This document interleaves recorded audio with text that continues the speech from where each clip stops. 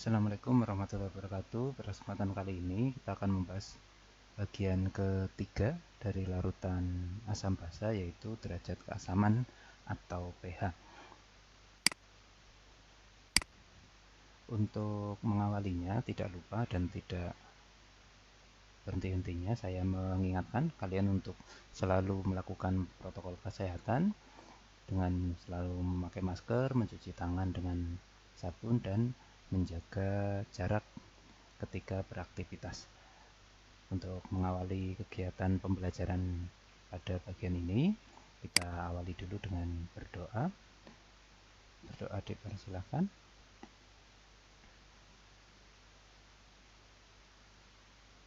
Selesai. Untuk materi di bagian 3 ini masih pada kompetensi dasar 3.10 dan 4.10 yang kaitannya dengan konsep asam basa. Adapun peta konsepnya ini kita ingatkan, di sini larutan asam basa dibagi menjadi 4 bagian. Yang pertama tentang teori asam basa, ini di bagian pertama sudah kita bahas. Di bagian 2 kemarin kita sudah membahas tentang kesetimbangan ion dalam larutan. Dan di bagian 3 ini kita akan membahas tentang derajat keasaman. Adapun bagian 4 nanti setelah derajat keasaman, yaitu indikator asam basa. Untuk derajat keasaman di sini kita bisa menggunakan alat ukur berupa pH meter. Adapun bentuk-bentuk pH meter akan sangat beragam sesuai dengan ketelitian dan reliabilitas dari alat tersebut dalam menentukan nilai pH dari hasil pengukurannya. Ataupun kita bisa menggunakan bahan yang sederhana atau alat yang sederhana berupa indikator universal seperti ini. Hanya saja mempunyai tingkat ketelitian yang lebih rendah. Di sini kita memahami bahwa pH itu bernilai antara 0 sampai 14, di mana 0 sampai dengan mendekati 7 kita namakan daerah asam atau pH asam. Adapun 14 sampai dengan mendekati 7, artinya lebih dari 7 sampai dengan 14, ini daerah basa. Adapun untuk yang pH-nya tepat 7, ini daerah netral. Di sini ada beberapa ketentuan. Yang pertama, untuk asam, semakin kuat asam maka semakin kecil nilai pH-nya. Artinya, untuk pH yang semakin kecil, misalkan ada pH 1 dan pH 4, ini sama-sama pH asam. Akan tetapi, asam yang lebih kuat adalah yang pH-nya lebih kecil, yaitu pH-nya 1, misalkan terhadap 4. Nah, dari nilai pH yang semakin kecil ini mengandung konsekuensi dia akan semakin asam. Nah, semakin asam ini ditandai juga dengan konsentrasi ion OH+-nya dalam larutan ini semakin besar. Jadi, asam kuat berarti dia asam yang pH-nya kecil dan konsentrasi ion H+-nya besar. Adapun untuk basa, mestinya berlaku kebalikan. Untuk basa, semakin kuat basa, maka nilai pH-nya akan semakin besar. Berarti basa kuat adalah basa yang mendekati 14. Adapun konsekuensi dari semakin kuat basa, maka konsentrasi ion OH-nya yang membesar di dalam larutan. Untuk perhitungan pH, di sini kita menggunakan rumus-rumus sebagai berikut ya. Ini rumus pH, di mana pH itu sama dengan min log konsentrasi H+. Tentunya kita harus menghitung H+ terlebih dahulu, seperti di bagian kedua. Demikian pula dengan pOH, yaitu dihitung dengan min log OH-. OH- juga bisa dihitung dari perhitungan di bagian kedua tentang H+ dan OH- atau di kesetimbangan ion dalam larutan. Untuk pKw di sini, ini persamaan yang muncul di mana pKw sama dengan pH plus pOH. Untuk kondisi tertentu atau yang kita sifatnya kita universalkan atau kita anggap wajar atau umum, itu nilai pKw adalah 14. Jadi nilai pH ditambah pOH harus 14. Ini untuk kondisi yang biasanya kita anggap secara umum. Contoh soalnya sebagai berikut. Misalkan pada pH asam kuat, di sini dicontohkan hitunglah pH dan pOH dari H2SO4 0,005 m. Mestinya ini kalian bisa lihat cara menghitungnya pada bagian kedua untuk menghitung H+. Di sini kita mengidentifikasi bahwa molaritas asamnya 0,05 m atau 5×10⁻³ m. Kw-nya ini akan muncul secara otomatis karena tidak ada keterangan apapun, sehingga bisa kita anggap sebagai 10⁻⁻14. Dari sini PKW-nya juga 14. Yang ditanyakan pH dan pOH. Untuk perhitungannya kita akan mengawalinya dengan menghitung H+, karena senyawa yang ada di soal ini adalah asam. Sehingga H+ di sini kita gunakan rumus untuk menghitung H+ pada asam kuat, molaritas asam kalikan valensi. Untuk menentukan valensinya di sini kalian pelajari lagi di bagian kedua, ada penjelasan tentang bagaimana menghitung valensi baik dari asam maupun basa. Dari hasil perhitungannya Ma kalikan A di sini dihasilkan 10 pangkat min 2. Dari sini kita akan mendapatkan data konsentrasi H+ untuk menghitung pH. Adapun pH dihitung dengan min log konsentrasi H+ atau min log 10 pangkat min 2. Gampangnya pangkat dari 10 pangkat ini akan menjadi pH. Jadi kalau min log 10 pangkat min 2, maka min 2-nya akan berubah menjadi 2. Gampangnya seperti itu, sehingga min 2 lari ke depan, min ketemu dengan min, sehingga pH-nya adalah 2. Dari sini kita bisa menghitung pOH dengan memanfaatkan persamaan PKW sama dengan pH plus pOH. Ingat, PKW nilainya harus 14. Karena pH-nya 2, maka pOH bisa dihitung dengan pOH sama dengan 14 kurangi 2, yaitu 12. Dari sini kita bisa melihat pH-nya 2, berarti ini termasuk asam kuat atau asam-asam yang mendekati 1. Biasanya itu asam-asam kuat.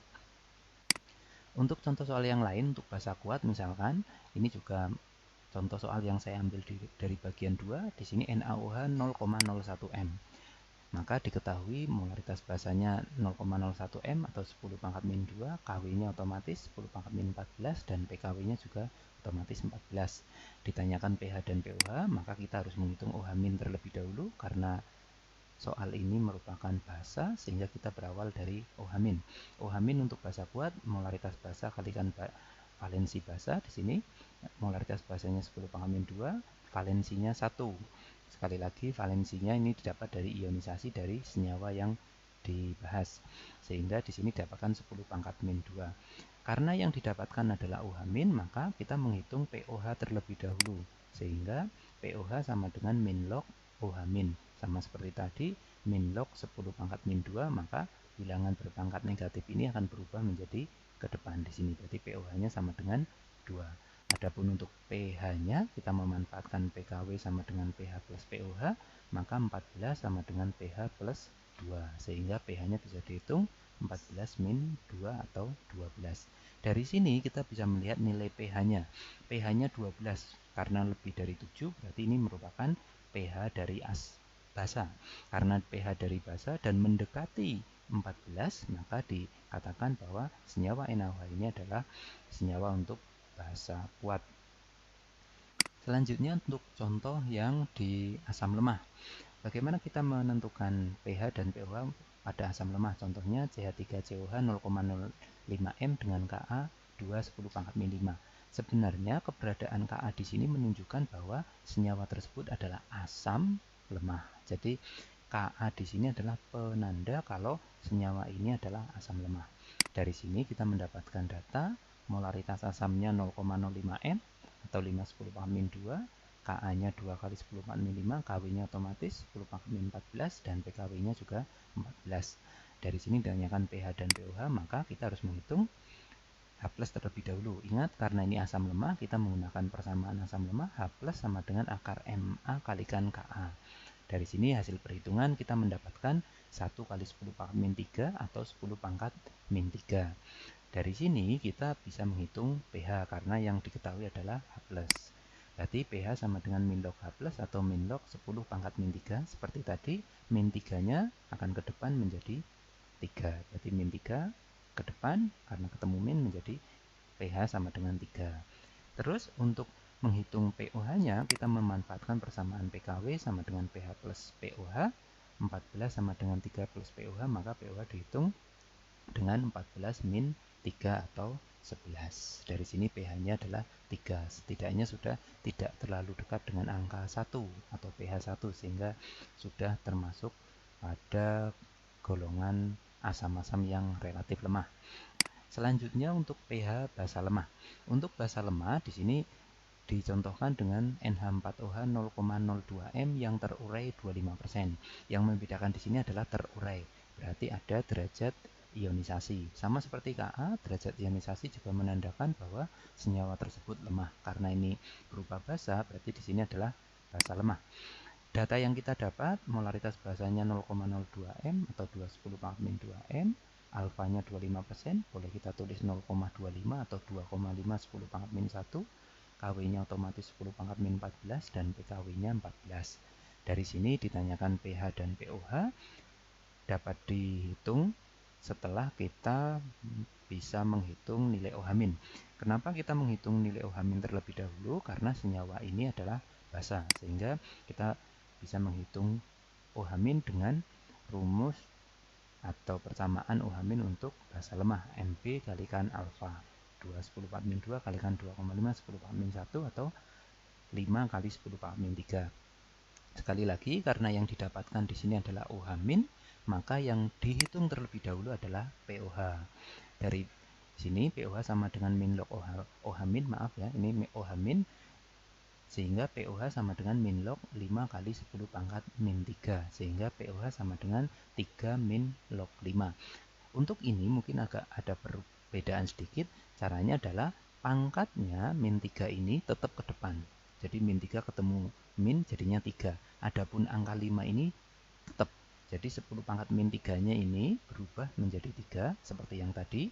10⁻⁻3 akan berubah jadi 3 atau min 3-nya ini berubah ke depan ya, maju ke depan menjadi 3. Adapun 5-nya ini tetap sebagai min log 5. Jadi berapapun angkanya di sini akan menjadi min log berapa angka yang ada di sini. Sehingga ini min 3 ke depan ketemu min jadi 3 min log 5. Jadi 3 min log 5. Adapun untuk menghitung pH, kita memanfaatkan PKW dengan pH plus pOH. Atau PKW-nya 14, pH-nya ditanyakan plus, hati-hati di sini saya kurung agar angkanya tidak mengalami perubahan terlebih dahulu. 14 sama dengan pH plus 3 min log 5. Dengan kayak gini kita dapatkan pH sama dengan 14 min 3 min log 5. Hati-hati menghitungnya karena 14 min 3-nya keluar, berarti 14 min 3 menjadi 11. Adapun min ketemu min log 5 akan menjadi plus. Saya ulang, 14 min 3 ini akan menjadi 11. Sedangkan 14 min log 5 menjadi plus 5 atau plus log 5. Jadi min log 5 menjadi plus log 5. Ini yang perlu hati-hati. Selanjutnya untuk menguji apakah kalian sudah memahami materi yang sudah disampaikan, kalian bisa melakukan latihan soal mandiri dari soal yang saya tampilkan di sini, atau boleh juga dengan mengambil soal-soal dari sumber lain atau referensi lain yang relevan. Di sini ada 5 soal, silakan bisa dikerjakan untuk latihan soal mandiri guna mengetahui pemahaman kalian tentang pembelajaran di bagian ketiga ini. Adapun pertanyaan yang mungkin perlu diajukan, silakan bisa diajukan melalui forum di LMS Moodle atau lewat jalur komunikasi yang lain agar mendapatkan penjelasan. Kita sudah sampai bagian penutup. Kesimpulannya bahwa di sini kita mempelajari tentang derajat keasaman, di mana derajat keasaman di sini menunjukkan senyawa tersebut apakah bersifat asam, basa, ataupun netral. Asam yaitu senyawa dengan pH yang berkisar antara 0 sampai dengan 7, sedangkan basa senyawa yang mempunyai pH berkisar dari 7 sampai dengan 14, artinya lebih dari 7 sampai dengan 14. Dengan catatan, pH semakin kecil menunjukkan asamnya kuat, sedangkan pH semakin besar menunjukkan basanya kuat. Adapun rumus yang digunakan yaitu pH sama dengan min log H+, pOH sama dengan min log OH-. Adapun persamaan akhirnya yaitu dari PKW sama dengan pH plus pOH, di mana nilai PKW biasanya kita anggap sebagai 14. Selanjutnya di sini untuk memahami materi di bagian 3 ini lebih mudah, kalian silakan mengulang bagian kedua untuk memahami perhitungan konsentrasi ion H+ dan OH- baik dari asam maupun basa, kuat dan lemah. Untuk bagian 3 ini silakan kalian perdalam lagi dengan latihan soal mandiri baik dari yang saya berikan maupun dari referensi lain. Untuk selanjutnya sampai bertemu di bagian keempat ya. Ini bukan ketiga, keempat atau yang terakhir, yaitu tentang indikator asam basa. Mungkin ini yang bisa saya sampaikan untuk pertemuan kali ini. Sebelum kita akhiri, silakan untuk bisa berdoa sesuai agama dan kepercayaannya masing-masing. Berdoa dipersilakan. Selesai, semoga apa yang kita bahas atau kita sampaikan pada hari ini bisa kalian terima dengan baik dan menjadi bekal untuk materi-materi selanjutnya. Semoga selalu sehat dan bisa bertemu pada pertemuan selanjutnya di bagian keempat. Terima kasih atas perhatiannya, kurang lebihnya mohon maaf. Assalamualaikum warahmatullahi wabarakatuh.